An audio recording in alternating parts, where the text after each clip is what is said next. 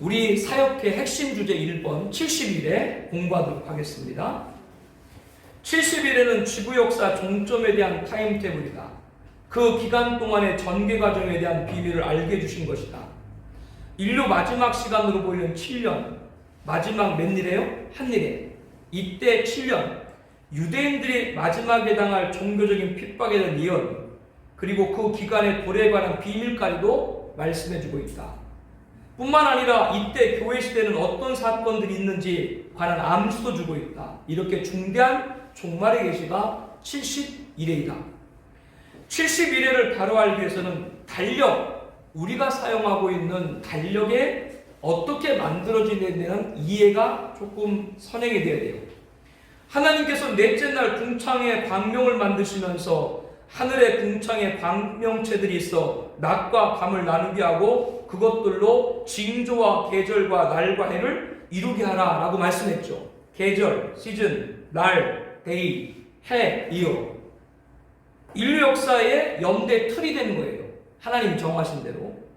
이것을 우리들은 뭘로 불어요? 달력으로 불어요. 그런데 이 달력에 대한 하나님은 기본 규정은 주시지 않았습니다. 즉 우리들에게 천지 창조만 했지 30일이 한 달이다, 365일 1년 그렇게 말씀을 안 했다 그 말이에요.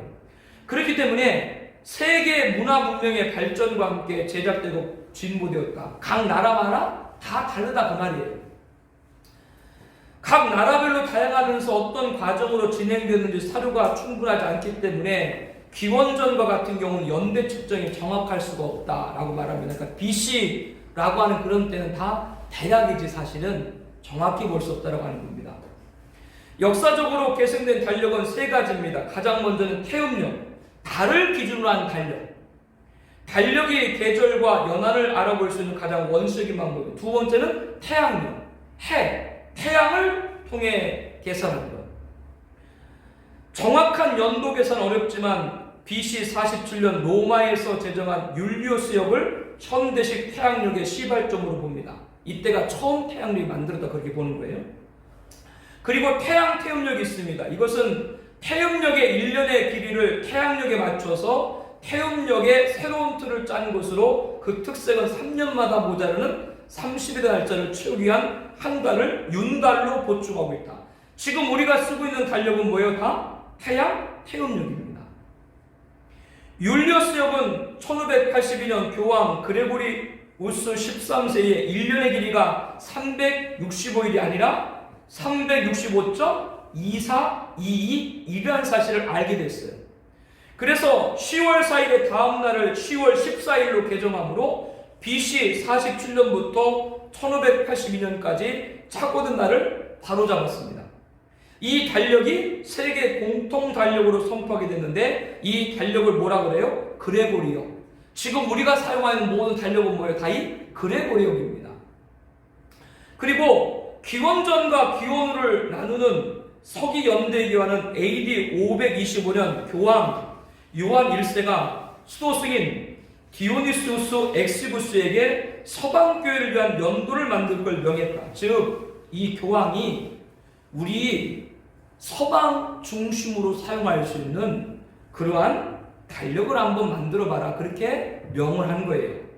이 명령을 받은 디오니시우스가 당시 사용하던 로마 달력의 연호 754년을 헤롯 왕의 사망 연도로 보고 예수님 탄생 계산해서 AD 1년으로 정해서 서기력을 만들었습니다. 이때부터 서기력이 된 거예요. AD 1년에 누가 태어나셨다? 예수님이 태어나셨다. 이때는 로마 달력으로 몇 년이에요? 754년. 로마는 로마 자체에 달력이 있었어요. BC 753년에 로마가 건국했거든요. 그때를 기념해서 로마 자체에 달력이 있었는데 로마 달력으로 754년이 AD 뭐가 됐어요? 1년이 되었다. 이때 누가 죽었어요? 헤롯 대왕이 사망했다. 그리고 이때 누가 탄생했다? 예수님이 탄생했다. 그런데 여기서 벌써 문제가 발생하죠. 예수님은 헤롯 대왕이 죽었을 때 태어난 것이 아니라 헤롯 대왕 생존해 있을 때 태어났죠. 그리고 로마 달력 연호를 754년 헤롯 대왕의 사망 연도로 한 이것도 잘못됐어요. 그때 헤롯이 죽은 것이 아니에요. 그 그래서 여기에서 문제가 연도가 발생을 했습니다. 헤롯 대왕은 죽은 것이 754년이 아니라 750년. 몇 년 차이가 나요? 4년 차이가 나요. 또 예수님은 탄생한 것이 헤롯 대왕이 죽었을 때가 아니라 헤롯 대왕의 생전. 그때 아이들을 다 죽이라고 그랬잖아요. 그럼 적어도 2년, 3년은 더. 그렇기 때문에 이 만든 서기력은 최소 몇 년? 4년 플러스 2년 플러스 얼마. 그래서 어떤 분들은 차이를 6년도 보고 8년도 본다. 그래서 오늘 예수님의 탄생은 AD 1년이 아니라 BC 4년 혹은 BC 8년까지도 봐요. 그런데 이렇게 잘못된 걸 알았는데 너무 이것이 보편적으로 사용이 됐어. 그러니까 잘못됐어도 그냥 사용하자. 지금 그대로 사용하는 거예요. 지금 우리가 쓰고 있는 거예요. 서기력이 이렇게 됐다라고 하는 겁니다. 이 서기력을 지금 여러분과 함께 공부하는 건 다른 것이 아니라 이 70일에가 어디부터 시작된다고 했어요? 성중건령부터 시작된다라고 말씀드렸죠. 자, 그러면 거기 교재 140페이지에 보게 되면은 이 성중건령이 성경에 나와 있는 세 가지를 통해서 알아볼 수가 있는데, 바벨론에 의해서 예루살렘이 파괴되고 그 다음에 포로로 다 끌려나간 다음에 고레스가 너희들 돌아가서 너희들 성전 져라 칙령을 내리죠. 첫 번째는 1차 귀환령 에스라 1장 2절. 이것이 BC 536년이에요. 아까 우리 69일에가 지나야 예수님께서 십자가에 죽으셨다고 말씀드렸죠.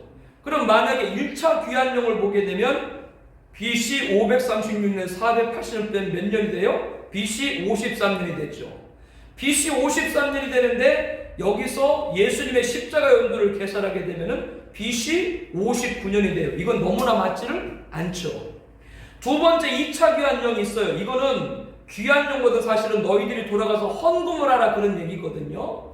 이것이 에스라 7장 7절 나오는데 BC 457년입니다.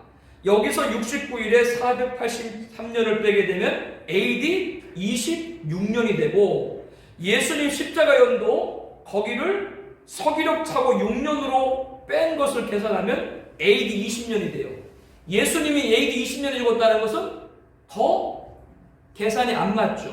세 번째 귀환령이 느헤미야 2장 1절에 나와 있는 아다락스 왕 20년 때 있었던 일인데, 이때가 BC 몇 년이에요? 445년이고 여기서 69일에 483년 예수님 십자가 죽음 연도를 빼게 되면 AD 38년이 나오는데, 우리가 지금까지 야한 대로 이 서기력은 적어도 몇 년? 6년 전후로 차이가 있기 때문에 6년을 빼게 되면 AD 몇 년이에요? 32년이 되기 때문에 예수님 십자가 죽음 연도와 가장 근접하죠.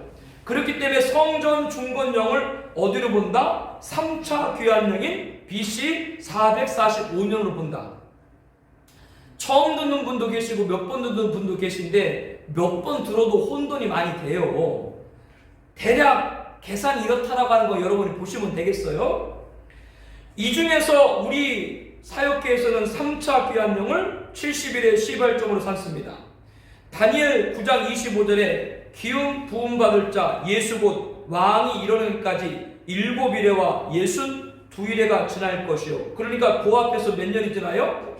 예수 69일에가 지나고 26절에 보게 되면 그 후에 기름 부은 자가 끊어져 없어질 것이다. 예수님의 십자가의 죽음을 말하죠. 그래서 이 말씀을 예수님 십자가 연도로 해석하기 때문이다. 이제 본론에서 그에 대한 자세한 사항과 본서에서 가장 비중 있게 하려는 아직 이루어지지 않은 마지막 한 일에 관해서 자세하게 오늘 공부를 해보도록 하겠습니다. 70일에 대한 해석은 여러 가지인데 유의할 점이 있습니다. 그 여부에 따라서 다니엘서뿐만 아니라 요한계시록까지 나가서 성경 전체 종말론 해석에 결정적인 역할을 미치기 때문에 그렇습니다. 70일에는 69일에와 한일의 합산기간이죠. 지금 69일에까지 다 이루어졌어요. 마지막 한일에만 남은 거예요. 그런데 그 뒤에 나오는 한일의 기간을 7년과 연관시킬 때 종말적 입장에서 7년환란과 연결된다. 즉 우리들은 아직까지 이루어지는 한일회를 뭘로 봐요? 종말 시대에 있을 7년 한나로 본다 그 말이에요. 그런데 이것을 그렇게 보지 않으면 교회 시대로 해석을 해버려. 마지막 한일에도. 왜? 종말 시대를 인정하지 않았기 때문에. 그만큼 70일에는 대단히 중요한 문제로 대두된다. 그런 점에서 우리 사역계에서는 이 해석 주장하는 것 외에 다른 해석에 관해서 간략적으로 알아보도록 하겠습니다. 정통적인 해석은 뭐냐면 가장 첫 번째 성어신이 주장하는 것인데 오늘날 보수적인 분들은 대부분 이 주장을 따릅니다. 이 견해는 예수님의 초림이 초점이에요. 초림의 중심점에는 그의 죽음이 있다고 주장합니다. 그래서 BC 70년 로마 티투스에서 예루살렘이 멸망된 상부까지 70일이 안에 포함시킨다. 무슨 말이냐? 마지막 한일회가 이루어지지 않았죠. 그 마지막 한일회는 누가? AD 70년에 로마 티투스가 바로 예루살렘 성전을 초토화시켰다. 그때로 끝났다. 70일에. 그렇게 보는 거예요. 일반적으로 이렇게 얘기를 해요. 그러니까 장차 한왕이 왔다라고 할 때 그 한왕을 누구로 보는 거예요? 로마 티투스로 보는 거예요. 두 번째 자유주의적인 견해. 자유주의적인 견해는 24절부터 내용이 이스라엘의 먼 미래에 관한 예언이 아니란 전제 아래 전개시킨다. 70일의 내용을 수리왕 안티오코스 에판의 4세가 예루살렘에서 성취할 사건을 본다. 본문의 내용을 셋으로 구분하기 위하여 각각 의미 있는 해석을 가한다. 70일의 진행이 처음에 7일로 시작되고 다음에 62일에 그리고 마지막으로 한일회가 등장해서 모두 70일을 이룬다. 처음에 7일에는 BC 586년 예루살렘 멸망으로부터 49년 후인 538년까지 기간이고 고레스 왕에 의해서 유대인들이 예루살렘으로 귀환하라는 명령을 받은 시기까지로 계산한다. 이것이 바로 자유주의에서 해석하고 있는 처음 7일에 있을 일이에요. 다시 포로에서 예루살렘 돌아갈 때까지가 7일에 있을 일이다.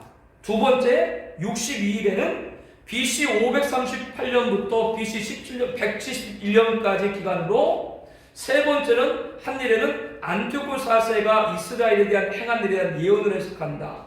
70일의 계시를 다니엘 8장 9절의 작은 뿔로서 안티오코스 4세와 연결시켜 있다. 그러니까 여기서 딱 요약을 하면 이 자유주의는 마지막 한일회를 장차올 한왕을 누구로 봐요? 안티오코스 에스파네사 4세가 예루살렘 성전을 더럽히잖아요. 그걸로 보는 거예요.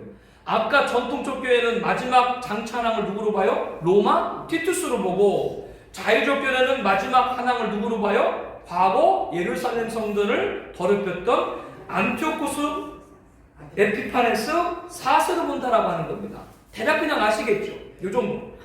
상징적 견해. 상징적 견해는 말 그대로 70일을 숫자로 안 봐. 상징이다 그렇게 봐요.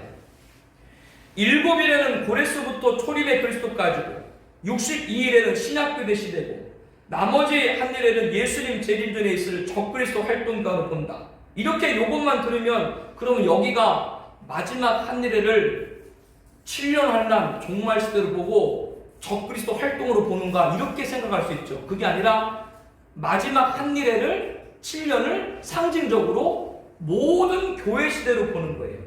모든 교회 시대에 신앙생활을 반대하는 활동들이 있죠. 지금도 우리들 신앙을 반대하는 일들이 있죠. 그 모든 상징적이고 영적이고 사상적인 것을 다 누구로 봐요? 적그리스도로 봐요. 그러니까 쉽게 말하면 상적견에는 마지막 7일을 뭘로 본다? 교회 시대로 본다. 이렇게 생각하시면 돼요. 그러면 이것을 오늘 우리 사역께서 어떻게 보냐? 종말론적 견해. 즉 마지막 한일회를 어디로 보는 거예요? 예수님 재림전 7년의 기간, 종말시대 7년 환란을 봅니다. 70일을 역사적 진행 사건으로 인정하고 마지막 한일회 기간을 인류 종말적 기간인 7년에 결부시킨다. 다니엘서 7장 7절의 작은 뿔을 마지막 시대에 등장하는 적그리스도로 그자가 예루살렘에서 종교적 핍박을 감행하는 한때와 두때 반때 기간을 한일의 후반기로 본다. 우리 종말론적 견해는 마지막 한일을 어떻게 봐요? 인류 역사 마지막 7년으로 보고 그 7년에 누가 등장해요? 적그리스도 등장하고, 그 적그리스도가 전 세계를 통치할 때는 뭐요? 후 3년 반 기간이다 라고 우리는 그렇게 본다라고 하는 거예요. 9장 27절에 장차 많은 사람으로 더불어 한 일해 동안 언약을 굳게 정할 한 왕의 등장을 7장 7절에 작은 뿔 곧 적그리스도와 연결한다. 그런데 이 같은 종말의 접견에도 한 가지로 통일되어 있는 것은 아니다. 우리 사역회에서는 마지막 한 일해인 7년, 그 7년의 시작을 누구로 봐요? 장차 하나님이 와서 7년 동안 뭐를 맺어? 언약을 맺어. 전 세계 평화 조약을 맺어. 그때부터 마지막 7년. 우리는 그렇게 본다라고 하는 거예요. 이 견해를 취하는 해석 중에 가장 두드러지게 나타나는 것이 바로 세대주의 신학에서 나온 종말론 추종자들로 이들을 세대주의 종말을 부른다. 요즘 종말론을 연구하는 신학자 중 많은 사람들은 한 일에 마지막 한 일의 7년을 종말의 기간으로 해석하는 경우에 모두 세대주의 해석이라고 매도한다. 하지만 이는 단천에서는 일편지견이다. 우리 사역에서는 70일의 견해를 세대주의자 주장과 동일시하면 안 된다. 즉 마지막 한 일에를 종말시대 7년으로 보죠. 그때 누구 등장? 적그리스도 등장을 해서 평화적을 체결한다고 말씀드렸죠. 근데 이렇게 얘기하면 사람들은 다 뭘로 본다? 세대주의라 공격한다 그 말이에요. 그러나 그렇지 않다. 지금부터 그 얘기를 해드릴게요. 세대주의가 말하는 종말 7년과 우리가 말하는 종말 7년은 똑같지만 내용은 완전히 달라요. 그거를 잘 알아야 돼요. 이거를 모르면 자꾸 우리가 세대주의라 공격을 받아. 공격을 받으면 성경적으로 아니라는 걸 답을 해줄 수 있어야 돼요. 그걸 지금 배우는 거예요. 70일에 관한 개혁주의 종말적 전천연설과 세대주의 전천연설 해석은 유사점이 많기 때문에 동일시하기 쉬우나 사실인즉 엄격히 구별이 따른다. 세대주의 신학자들이 다니엘서를 이스라엘의 민족적인 사건과 연결시켜 종말론적으로 해석하는데 많은 공헌을 한 사실은 높이 평가할 만한 일이다. 그렇지만 교회를 위한 종말계시로 주신 요한계시록까지 유대인들의 종말계시로 다니엘서와 동일선상 해석하는 일은 대단히 잘못된 방법이다. 세대주의는 71회를 유대인들의 구원으로 봐요. 이거는 맞는 말인데, 근데 세대주의는 이방인인 교회한테 준 종말계시는 계시록까지 누구한테? 유대인한테 줬다고 봐요. 여기서 벌써 차이가 있는 거예요. 세대주의에서는 71회의 70을 숫자적 연대로 계산한다. 이 중 마지막 한 부분인 한 일에 대해서는 69일과 역사적 연결된 선상에서 해석을 취하지 않는다. 장차라는 미래의 역사적 미제 시간을 둔다. 그 기간을 인류의 종말과 연결시켜 7년 해석한다. 이를 7년 한란을 부르는 것이다. 이 부분에서는 두 입장의 견해가 별로 상충되는 점이 없다. 세대주의도 69일에가 끝나 십자가에서 예수님 죽으셨어요. 그러면 마지막 한 일에는 바로 이어지는 것이 아니고 장차란 기간이 지난 후 누가 등장해요? 하나님 적그리스도 등장할 때 마지막 한 일에 7년 시작된다. 이거는 동일해요. 이거는 우리 견해와 동일해요. 그리고 그 기간을 연결시켜서 7년 환란으로 보는 것, 이것도 동일해요. 그런데 어떤 차이가 있느냐? 세대주의 종말론에서는 이 한 일의 기간을 유대인들을 위한 기간으로 해석한다. 여기서부터 큰 차이를 갖게 된다. 자신들이 만들어온 6번째 세대가 되는 교회 시대에서 7년을 제어시켜버린 것이다. 이로 인해서 세대주의 종말론에서는 7년 환란 전 교회 휴거서를 절대적 주장으로 내놓게 된다. 그러므로 이들에게 7년 환란 기간은 유대인들의 기간이 된다. 유대인들을 회복을 위한 회개 시간으로 보기 때문이다. 이 기간은 교회와 전혀 관계없다는 것이 세대주의자의 이론이다. 무슨 설명이냐?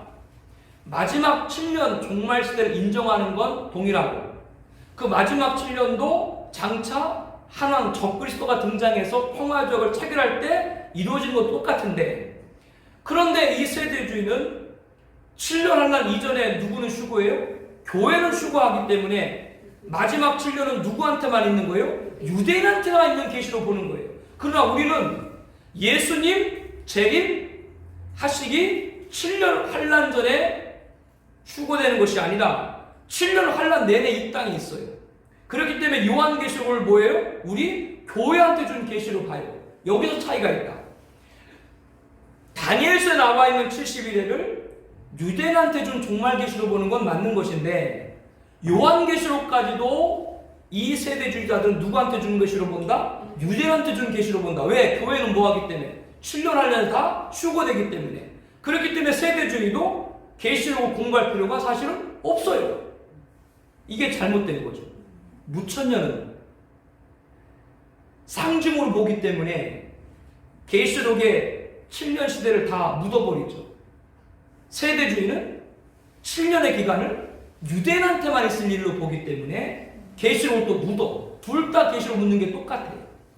우리는 계시록은 누구한테 준 계시다?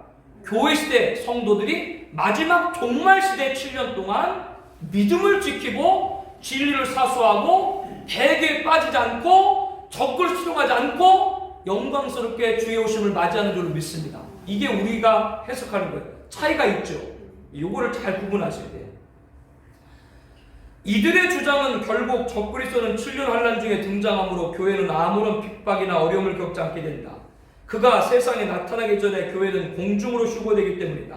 성도들은 공중 재림하시는 예수님과 함께 7년간 공중 혼인잔치에 참여하게 되는 것이다. 이 견해가 세대주의적 종말론의 핵심을 이루고 있다. 세대주의가 어떤 종말론을 갖고 있는지 대략 아시겠죠. 그렇지만 우리 개혁주의, 우리 사역회는 그렇지 않아요. 물론 작은 뿌린 적그리스도에 의해서 한 일의 언약을 이루어지는 것을 보는다. 이거는 맞아요. 그러나 교회는 적그리스도에 의해서 신앙적 핍박을 받게 되며 영적 투쟁하는 기간이 있다는 사실을 강조한다. 지금도 교회가 영적으로 핍박받아야 안 받아요.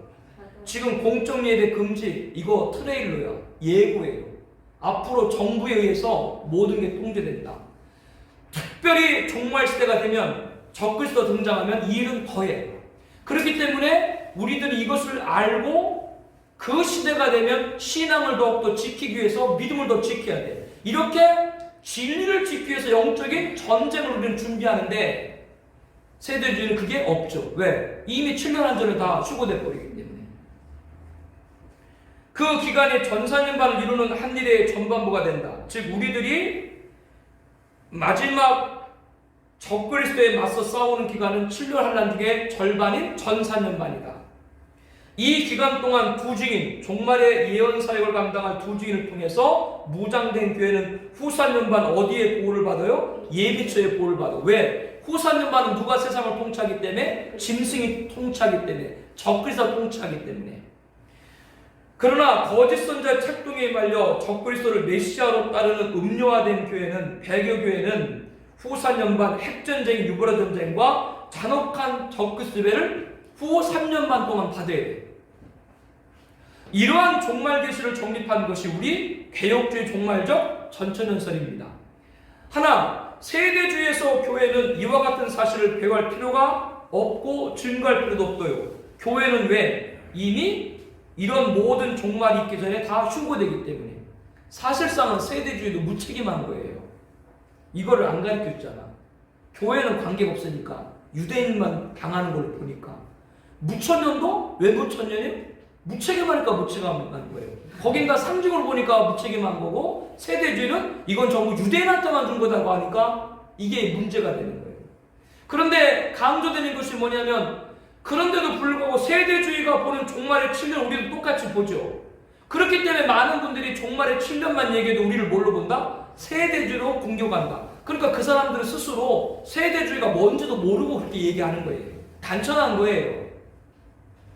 공중휴거에 대해서도 개혁주의 종말 전천연설, 우리는 예수님이 지상재림 때 거의 동시적으로 공중으로 휴거된다.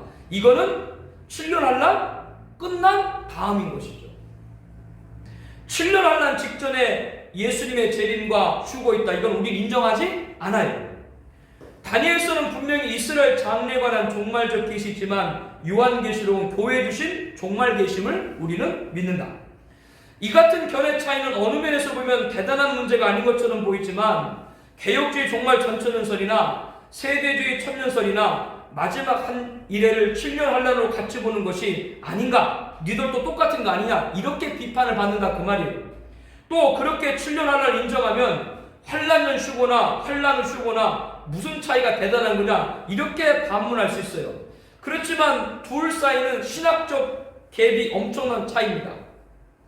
환란 전 휴거하든 환란 끝나고 휴거하든 똑같은 거 아니냐 그렇게 말해요. 근데 이 둘 사이는 신학적 갭이 엄청나게 커. 어떤 차이가 있냐면요, 세대주의 종말론은 환란 전 휴거를 주장하기 때문에 그날이 언제인가를 관심 갖게 돼요. 그래서 우리가 TV에 휴거에 관한 드라마나 영화 나왔을 때 어느 날 갑자기 인류의 대실종 사건이 벌어져요. 갑자기 사랑하는 남편이 없어지고 열차에 기관사가 사라지면서 열차가 탈선하고 온 세계에 큰 대사건들이 일어나요. 비밀 추고, 바로 7년 환란 전 추고. 이게 하나님 일하시는 방법이에요. 하나님께 무질서하게 일하지 않으세요.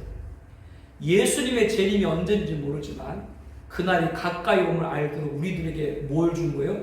7년이란 종말 시대를 준 거예요. 깨워줍니다라고. 그런데 세대주의는 그 준비기간 7년을 빼버리고 예수님 재림한다 이것만 얘기하다 보니까 시한부 종말론의 온상이 되는 거예요. 어느 이단이 몇 월 며칠 날 예수님 오신다 라고 주장을 해요. 사람들은 거기에 현혹이 돼. 왜 현혹이 돼요? 우리는 분명히 믿어요. 내일 예수님 오세요, 안 오세요? 내일 예수님 안 오세요. 왜 안 오세요? 마지막 종말시대 7년이 지나지 않았어요. 우린 그걸 알아요. 그러니까 세대주의는 잘못 미혹되면은 내일 예수님 온다라고 말해도 믿어요, 안 믿어요? 믿어. 왜? 7년에 있을 예수님 재림 전 7년에 있을 종말의 빈도를 가르쳐주지 않으니까. 그래서 세대주의의 환란 전 휴거는 시한부 종말론의 온상이 된다 그 말이에요. 제 설명을 이해가 됐어요? 네. 그래서 그 문제를 일으키는 분들은 다 잘못된 세대주의를 받아들이고 시한부 종말을 말하는 거예요. 성경을 제대로 알면 시한부 종말을 말할 수가 없지. 어떻게 말해요? 성경을 안 보니까 그런 얘기를 해요. 이렇게 예수님 지랑재림시에 따른 성도님들의 처신 문제와 천년왕국에 있어서 재반 문제도 이 세대주의는 비성경적인 문제들이 된답니다. 종말론의 큰 혼란을 초래하고 있습니다. 그러나 우리 개혁주의 종말적 전천에서는 7년 환란과 함께 등장해서 7년 평화적을 체결할 자가 적그리 성경적으로 입증했습니다. 이제 전 4년만 동안 교회는 철저히 깨어 준비하게 됩니다. 예수님만이 유일한 권자라는 절대적 진리를 수호하게 됩니다. 후 4년만 동안에는 예비처에서 보호받고 예수님 재림 시에는 공중으로 휴거되는 겁니다. 이와 같이 개혁주의 종말적 전천연설과 세대주의 전천연설은 71회의 종결인 마지막 한일의 해석에 전혀 상이한 견해를 취하고 있다. 똑같은 7년이라고 세대주의와 개혁주의 종말 전천연설 같이 보지 말아라. 이제 그 구분을 아셨죠? 그러면 왜 하나님이 인류 역사를 70일에 100일에도 아니고 1000일에도 아니고 왜 하나님이 70일에로 인류 역사의 마지막을 정하셨을까? 이게 좀 궁금하죠. 이스라엘 백성들이 그렇게 수많은 선지자들이 예언사를 통해서 하나님이 원하시는 그러한 믿음과 신앙을 얘기했지만 믿지 않았잖아요. 그래서 결국에는 바벨론에 의해서 예루살렘이 초토화가 됐잖아요. 그리고 그들이 포로로 끌려가서 몇 년 동안 그들이 고초를 받았어요? 70년 동안 그들이 고통을 받게 됐습니다. 그런데 70년 동안 그들이 바벨론에서 포로 생활하고 고레스 칙령으로 하나님이 그 마음을 움직인 거죠. 이방 마음을. 고레스 칙령으로 그들이 예루살렘에 들어와서 성전을 건축을 했어요. 여기서 우리가 한번 생각해야 될 것이 70년 포로 생활을 마치고 돌아와서 성전을 건축했는데 그러면 성전을 건축하고 나서 이스라엘 백성들이 하나님이 원하시는 믿음을 가졌어요? 여러분도 그렇게 보세요. 70년 포로 생활하고 돌아왔는데 그들이 하나님의 뜻을 이뤘어요? 거역했어요? 어떻게 여러분 생각했어요? 그래서 70일에 490년이 된 것은 다른 것이 아니라 70년 동안 포로 생활을 깨닫지 못한 이스라엘에게 몇 가중 7배의 가중의 처벌을 한 거예요. 이게 성경에 나와요. 여러분들 교재 143쪽에 보게 되면 각주 144번 있죠? 거기 에레미야 26장 17절 18절 말씀 있죠. 내가 너희를 치리니 너희가 너희 대적에게 패할 것이요 너희를 미워하는 자가 너희를 다스릴 것이며 너희는 쫓는 자가 없어도 도망하리라. 또 만일 너희가 그렇게 되어도 내게 청종하지 아니하면 너희 죄로 말미암아 내가 너희를 위하여 몇 배? 7배나 더 징벌하리라. 이 말씀의 근거를 통해서 70년에 7배가 해당되는 형벌이 70일에 490년인 거예요. 마지막이 될 때까지 못 깨달아. 누구한테 지배를 받아야? 적그리스도의 잔혹한 지배를 받아야 돼요. 이게 유대인들인 거예요. 그렇기 때문에 70일에는 누구한테 준 계시예요? 유대인한테 준 계시예요. 마지막 한 일해 동안 유대인들이 당할 환난을 기록한 것이 이 70일의 마지막 한 일이에요. 그때 마지막 한 일에 이방인들, 전 세계에 있는 이방인들이 당할 마지막 일은 어디에 기록된 거예요? 그 요한계시록에 기록된 거예요. 이거를 잘 구분해야 돼요. 왜 490년이냐? 70년 포로 생활도 깨닫지를 못했어요. 7배의 가중 처벌을 하나님이 형벌을 내리신 거예요. 그게 근거예요. 자, 이제 다니엘 9장 24절 27절 71에 관한 단락과 연식을 우리가 공부하겠습니다. 먼저 9장 24절과 27절의 단락 71회에 관한 해석을 할 때 다니엘서 7장 24절부터 27절까지 해야 되는데 말씀이 짧죠. 24, 25, 26, 20절 늑절밖에 안 되는데 이 늑절의 말씀을 세 단락으로 나눠야 돼요. 24절, 25절, 26절, 27절 이렇게 짧은 예언의 문장인데도 불구하고 세 단락으로 나누어야 분명한 의미를 알 수 있어요. 첫 번째 단락 다니엘서 9장 24절입니다. 우리 함께 말씀 보겠습니다. 내 백성과 내 거룩한 성을 위하여 이런 이래를 기한을 정하였나니 허물이 그치며 죄가 끝나며 죄악이 용서되며 영원한 의가 드러나며 환상과 예언이 응하며 또 지극히 거룩한 이가 기름 부음을 받으리라. 24절이 71회를 처음 말씀하는 구절이거든요. 근데 이것은 71회의 마지막에 있을 결론이에요. 결론을 먼저 말하고 있는 거예요. 왜 그러냐? 71회가 다 차고 나면 허물이 그치고 죄가 끝나고 죄악이 용서되고 영원한 의가 드러나고 환상과 예언이 응하고 지극히 거룩한 이가 기름 부음 받는다라고 하는 겁니다. 70일에 끝나야. 이게 도대체 무슨 말인가? 설명을 좀 드릴게요. 허물이 그치며 죄가 끝나며 죄악이 용서되며 유대인의 남은 자들의 구원이 이때 온 이스라엘이 구원 얻겠는 사실을 말씀해 줍니다. 지금 유대인들이 구원 받았어요? 안 받았죠. 이건 마지막 때 있을 일이요. 그때 그들 유대인들의 죄가 완전히 사함받는다. 로마서 11장 27절에 보게 되면 내가 그들의 죄를 없이 할 때에 그들에게 이루어질 내 언약이 이것이라 함과 같으리라. 두 번째, 영원한 의가 드러나며 율법의 의를 쫓던 그들에게 그때 비로소 그리스도의 의가 주어진다. 아직도 유대인들은 율법을 쫓고 있죠. 그러나 이 마지막 때가 되면 유대인들은 누구를 따라요? 그리스도의 복음을 받아들이게 될 것이다. 지금은 그래요? 안 그래요? 안 그래요? 세 번째, 환상과 예언 응하며 메시아로 말미암은 메시아 왕국 천년왕국의 도래를 예언했던 선자들의 환상과 예언이 성취하게 된다. 즉 구약에 있는 많은 선자들이 이스라엘 백성들이 메시아로 말미암아 메시아 왕국에서 살게 될 것을 말하고 있죠. 이게 지금 이루어졌어? 안 이루어졌어요? 아직 이루어지지 않았죠. 이건 마지막 때 이루어질 일이에요. 지극히 거룩한 이가 기름 부으심을 받으리라. 이 구절을 보게 되면 마치 2000년 전 이 세상에 오신 예수님의 초림 같죠. 마치. 그러나 지극히 거룩한 이가 기름 부으심을 받는다 라고 하는 건 2000년 전 초림이 아니라 재림하신 예수님께서 천년왕국에서 왕으로 통치할 걸 말합니다. 그때 유대인들은 다 구원받는 거예요.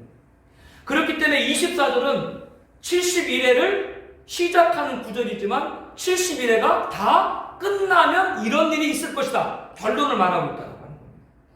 성경은 문장이에요. 전체 문장이고 지금처럼 장절 구절이 없어요. 장절 구절 후대가 다 쪼개고 만든 거예요. 한 문장으로 해석해야 돼요. 그렇기 때문에 앞에 결론이 나왔다고 해서 받아들이지 않을 이유가 없는 거예요. 목사님들이 설교를 할 때도 결론을 먼저 얘기하고 설교할 때도 있죠. 그거는 목사님들이 설교하는 탄력적인 그런 운영인 거예요. 그와 같아요. 하나님의 70일을 말할 때 70일을 다 끝나면 이렇게 할 거다. 그런데 많은 분들은 이거를 초림으로 봐요. 2000년 예수님 오셨을 때 이렇게 됐다. 난 이해가 안 돼. 2000년 전 예수님이 이 세상에 오셨는데 지금 우리가 살고 있는 세상이 죄가 끝났나요? 영원한 가 드러났나요? 아니죠. 이거는 예수님의 초림이 아닙니다. 무천년설은 여기에 관해서 영적이다 그렇게 얘기해요. 무조건 영적이다. 하나님께서는 창조하시고 영광받기를 원했는데 아담의 범죄로 이루지를 못했죠. 오늘까지 이 세상은 회복되질 못했습니다.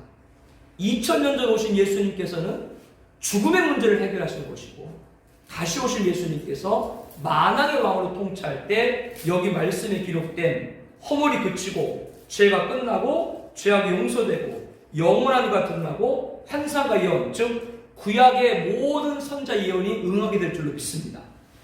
바로 이것이 바로 24절에 말씀하고 있는 70일의 결론입니다. 두 번째 단락 25절 함께 보겠습니다. 그러므로 너는 깨달아 알지니라. 예루살렘을 중건한 영이 날 때부터 기름 부을 자가 곧 왕이 일어날까지 7이레와 62이레가 지날 것이요 그 곤란한 동안에 성이 중건되어 광장과 거리가 세워질 것이며.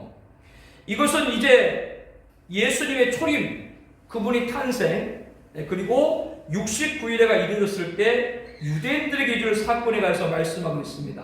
먼저 25절은 예수님의 초림에 관한 예언으로 69일에까지 과정을 예언해주고 있습니다. 예수님이 이 세상에 오셔서 십자가에 죽게 될 것이다. 이거를 69일에까지 말하고 있다 그 말이에요.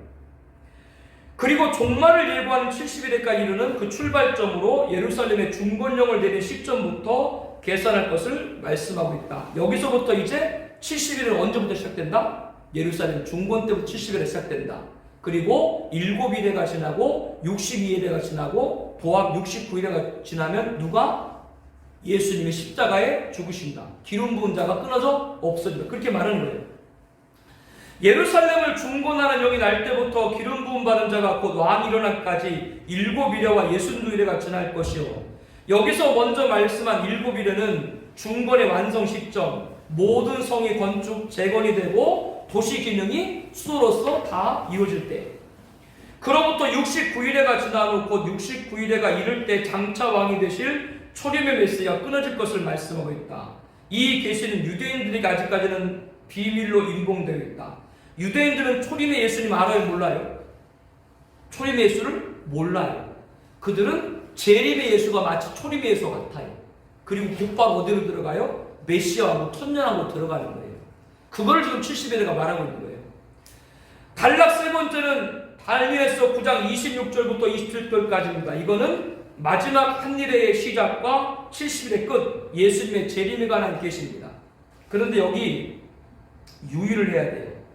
다니엘서 9장 26절을 한번 보세요. 62일의 후에 기름 부은 자가 끊어져 없어질 것이며 장차남, 이렇게 돼 있죠. 이거를 여러분들 26절을 62일의 후에 기름 부은 자가 끊어져 없어질 것이며 여기까지가 25절로 가는 게 나아요.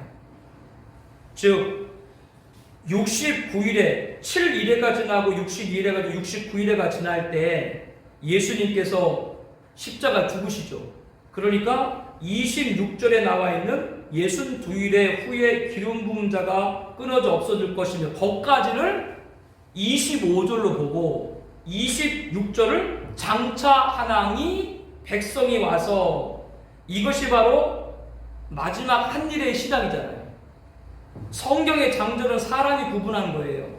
그렇기 때문에 본문의 맥과 어떤 경우는 끊어질 때가 있어. 그러니까 여러분들이 이 부분도 그렇게 나눠보는 게 좋습니다.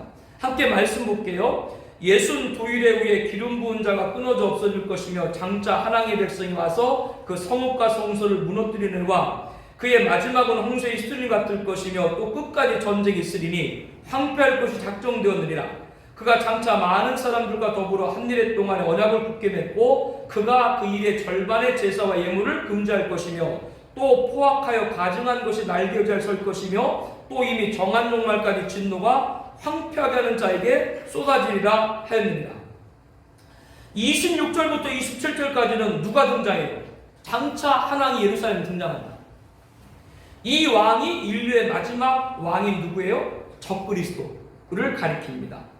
계시록에는 짐승, 다니엘서는 작은 뿔 그렇게 나와 있죠.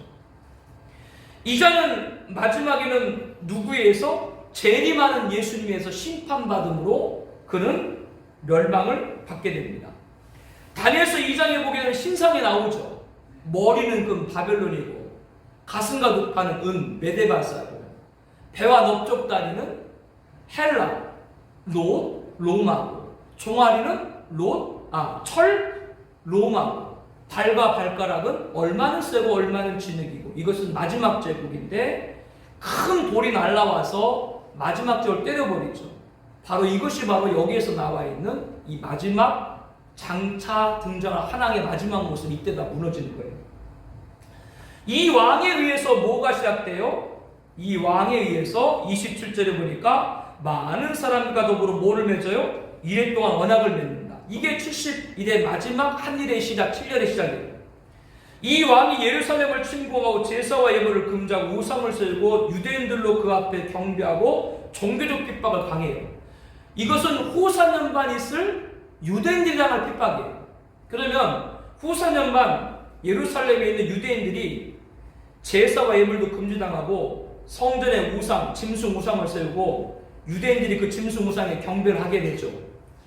그럼 이때 전 세계는 어떻게 되겠어요? 전 세계도 다 적을 따르겠죠. 그게 계시록 13장. 모든 사람이 우상에게 경배하고 그가 주는 표를 받고 요때 있을 일이 계시록 13장에 기록되어 있는 거예요. 네, 그때 있을 일이. 다니엘서는 유대인한테 준 계시이기 때문에 유대인들이 정말 후사년반 적그리스도에게 잔혹하게 핍박받을 때 이야기를 기록하는 것이고 그 핍박받을 때 전 세계 이방인들도 핍박을 받겠죠. 그건 뭐예요? 계시록 13장에 나와 있는 거짓 선자가 많은 사람들 미혹을 해서 짐승의 우상을 만들게 하고 거기에 경배하게 하고 이렇게 지금 계시록에는 나와 있는 겁니다. 이자의 마지막은 하나님의 진노가 쏟아지고 이 땅의 나라 하나님 나라 메시아 왕국이 마지막에 세워지게 되지. 그렇기 때문에 이 한일의 언약이 이루어지려면 이스라엘 회복이 되어야 된다. 그리고 열불 10대 강대국이 등장해서 마지막 제국을 만들어야 된다. 아직까지 이것이 이루어지지 않았죠. 적군이 등장하지 않았죠. 그렇기 때문에 아직까지 장차의 기간이에요. 장차의 기간은 다른 말로 하면 무슨 기간이에요? 교회 시대예요. 아직까지도 이방인의 구원은 계속 이루어지는 거예요. 70일에와 한일에는 종말론에 결정적 영향을 미치는 계시다. 다니엘서의 계시를 상징적으로 해석할 경우 다니엘서 2장의 신상을 무너뜨리는 돌이 초림의 예수가 된다. 뜨인 돌이 온 세를 가득한 나는 신약시대의 교회가 된다. 따라서 한일에는 종말적 기간이 아니라 신약시대의 전 역사의 과정으로 해석하게 된다. 즉 지금까지 배운 한일의 마지막을 상징으로 보게 되면 그냥 교회 시대가 되는 거예요. 마지막 한왕을 누구로 본다고요? 그냥 로마의 티투스로 보는 거예요. 말이 안 맞죠. 예수님이 이 세상에 오신 것이 2000년 전인데 그때 로마가 세계를 지배하고 있었죠. 로마가 마지막에 멸망은 언제예요? AD 476년이죠. 성로마 기장으로. 예수님께서는 이미 그 이전에 부활 승천하셨고요. 그러니까 말이 안 맞다고요. 초림으로 예수님을 본다 그러면 초림에 예수님이 오셨을 때 로마를 아직도 건재했는데 로마가 멸망은 AD 476년인데 안 맞는단 말이에요. 그렇기 때문에 이것은 예수님의 재림에 의해서 마지막 제국이 무너질 것으로 봐야 맞는 말이다라고 하는 겁니다. 다니엘서의 계시를 실제적 사건의 계시로 해석하는 경우 신상을 무너뜨리는 돌이 재림하신 예수님이 된다. 한 일의 기간은 종말에 나타나는 인정할 기간의 계시로 해석된다. 그러므로 우리는 먼저 상징적 해석이나 실제 해석의 문제부터 신조의 생각 결론해야 된다. 그래야 올바른 방향 해석을 기대할 수 있다. 즉 우리들은 상징적이 아닌 실제로 계시로 본다라고 하는 겁니다. 장차 누가 등장했어요? 하나님. 적그리스도도 실제적인 인물이고 그 자리에서 누가 7년 평화주에게 체결될 것도 실제고 그 7년 중에 후사년반은 그자가 통치할 것도 실제고 그 7년이 다 끝나면 예수님이 재림해서 그 적그리스도를 심판할 것도 실제로 본다라고 하는 겁니다. 그 얘기예요. 이제 다니엘서 9장 24절 27절 연신 지금까지는 다니엘서에 나와 있는 70일에 대한 계시 그거를 단락으로 나눴어요. 24절 첫 번째 단락 그것은 뭐라고 말씀드렸어요?